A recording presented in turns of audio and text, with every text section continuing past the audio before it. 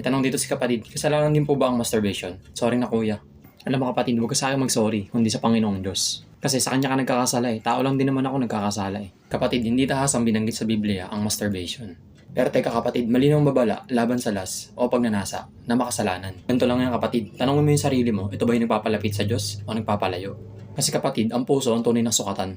Basahin natin kapatid ng Mateo chapter 5 verse 28. Ngunit sinasabi ko sa inyo, ang sino mong tumingin sa isang babae na may pagnanasa ay nagkakasala na sa kanyang puso. Kaya kapatid, malinaw sinasabi sa Mateo chapter 5 verse 28, ang kasalanan ay hindi lang sa gawa, kundi pati sa intensyon ng puso. Kapatid, kahit pagtitig lang na may pagnanasa, itinuturing na itong kasalanan.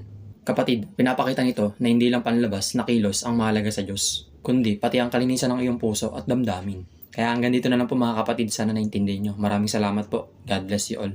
Kasalanan ba ang masturbation? Na kahit tumingin ka lang sa isang tao nang may pagnanasa, ay nagkasala ka